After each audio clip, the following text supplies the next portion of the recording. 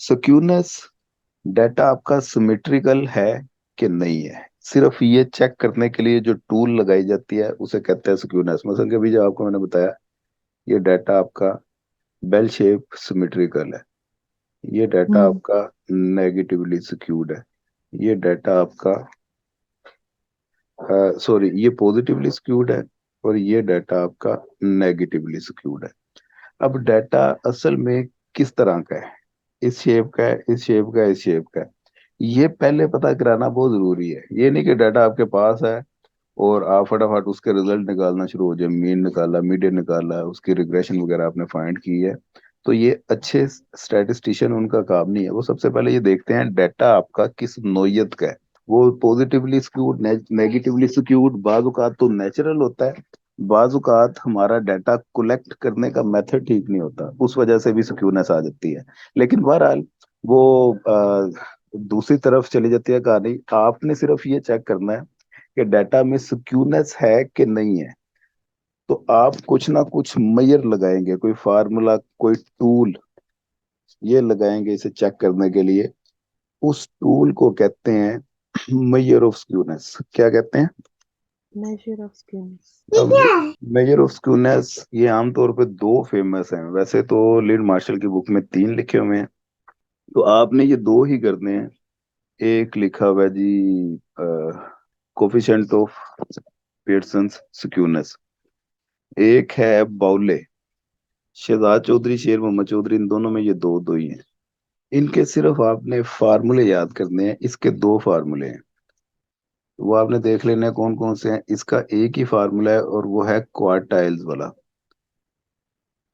Quartiles use होते हैं उसमें, आपने ये भी फार्मूला देख लेना है।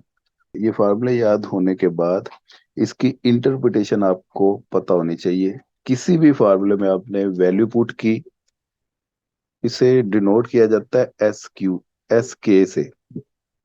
फार्मूले में वैल्यू पुट की, रिजल्ट आ गया जीरो। इस जीरो का मतलब है डाटा में स्क्यूनेस नहीं है, डाटा बिल्कुल सिमेट्रिकल है, बेल शेप्ड है इस तरह का। अगर तो आंसर आ जाता है ग्रेटर देन जीरो, पॉजिटिव, मतलब डाटा आपका पॉजिटिवली सिक्यूर्ड है। और सिमिलरली आंसर अगर आपका लेस देन जीरो आ जाता है तो इसका मतलब क्या होगा, डाटा नेगेटिवली स्क्यूड होगा। और लास्ट में कर्टोसिस। कर्टोसिस ये बताता है कि ये अगर आपका डाटा बेल शेप है, बिल्कुल सिमेट्रिकल है, तो उसकी पीक कितनी, हाइट कितनी है। ये बेल शेप तो है लेकिन फ्लैटर है। एक डाटा इस तरह का होता है,